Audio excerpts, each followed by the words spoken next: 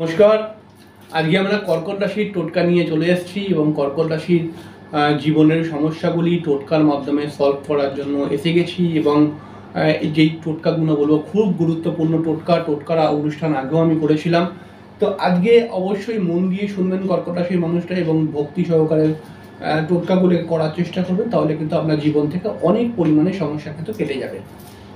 তাহলে কর্কট রাশির মানুষটা কি টোটকা করবে? অবশ্যই প্রথম যেটা বিষয়, কর্কট রাশির জন্য আমি এতগুলো ভালো ভালো টোটকা বলবো, যদি আপনি সব কটা করতে পারেন তাহলে তো আপনাকে এক বছরের মধ্যে আপনাকে ধরে রাখা যাবে না, আপনার ডেভেলপ হবেই হবে, কিন্তু করতে হবে খুব ভক্তি সহকারে। প্রথম নম্বর কথা, কর্কট রাশির মানুষরা প্রথমে যেটা করবেন সেটা হচ্ছে নিজের ডান হাতের মধ্যে একটি সাদা সুতোয় খিরিকামূল ধারণ করবেন ছেলেরা, আর মেয়েরা কিন্তু বাঁ হাতে একটি খিরিকামূল ধারণ করবেন সাদা সুতোয়।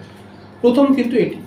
দ্বিতীয় নম্বর কথা হচ্ছে কি, কর্কট রাশির মানুষদের কিন্তু সবসময় বলা হয়েছে রূপোর বাটির মধ্যে জল খেতে, তবে এখনকার দিনে রূপোর বাটি পাওয়াটা খুব মুশকিল এবং গরিব মানুষদের কাছে রূপোর বাটির কেনাটাও খুব মুশকিল। তখন আপনি কি করবেন, আপনি একটি স্টিলের বাটি নেবেন, খুব একটা ভালো কোয়ালিটির স্টিলের বাটি নেবেন, যার মধ্যে জলটা খাওয়া যাবে এরকম একটা বাটি নেবেন। বাটিটা নিয়ে আপনি রূপোর দোকানে চলে যাবেন। রূপোর দোকানে গিয়ে রূপোর একটা এইটুখানি পাত,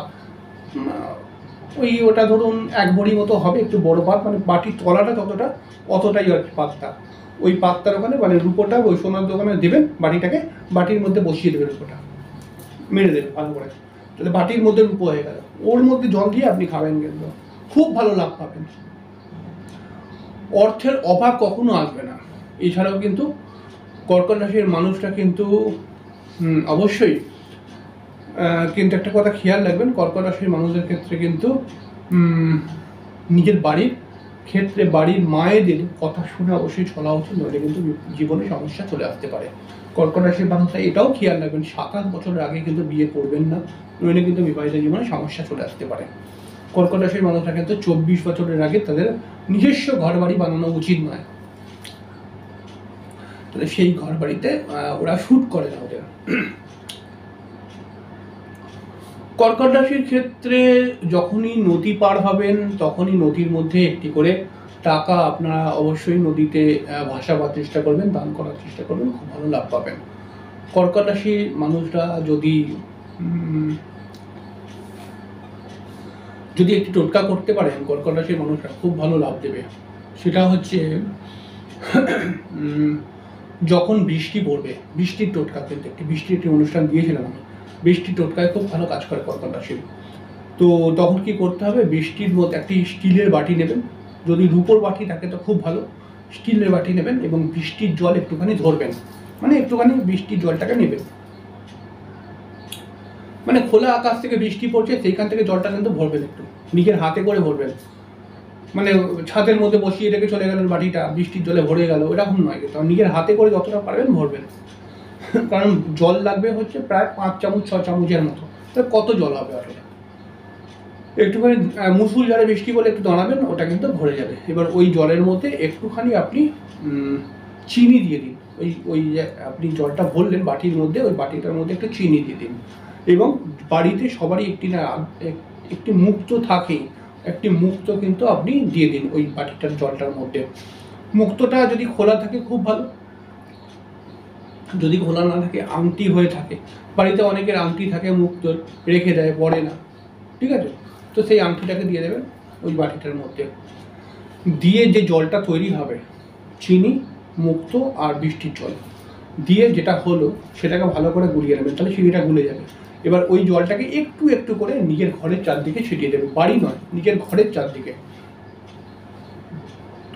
এতে আপনার ঘরে কিন্তু আপনার পজিটিভ এনার্জি আসবে এবং তার সঙ্গে সঙ্গে আপনার কিন্তু আর্থিক উন্নতি ফট করে চলে আসবে। এছাড়াও কিন্তু কর্কট রাশির মানুষরা কিন্তু অবশ্যই নিজের ঘরের মধ্যে ময়ূরের পালক রাখার চেষ্টা করবেন, এতে কিন্তু আপনাদের আর্থিক উন্নতি বাড়ে এবং আপনাদের ভালোবাসা বৃদ্ধি হয়। হঠাৎ যদি মানে আপনি ধরুন প্রেম করছেন, প্রেমের মধ্যে রোজ ঝগড়া হচ্ছে, বিবাহ করেছেন, বিবাহের মধ্যে ঝগড়া হচ্ছে, তো সেক্ষেত্রে ময়ূরের পালক কিন্তু খুব কুইকলি রিকভার করে, তবে 7টি ময়ূরের পালক কিন্তু রাখার চেষ্টা করবেন যদি পারেন। কর্কট রাশির মানুষরা কিন্তু নিজের বাড়ির যদি টেবিল থাকে কোনো, বা সুন্দর নিজের বাড়ির একটি সুন্দর স্থানেতে, পরিষ্কার পরিচ্ছন্ন স্থানেতে দুটি হাঁসের ছবি পাওয়া যায়, হোয়াইট কালারের হাঁস, দুটি হাঁস, দুটোই নিজের দিকে, মানে এর দিকে মুখ করে আছে, এর দিকে মুখ করে আছে, এরকম হাঁসের ছবি যদি লাগাতে পারেন তাহলে পরে কিন্তু আপনাদের বাড়ির মেম্বারদের মধ্যে একটি ভালোবাসা বৃদ্ধি হয়ে যাবে।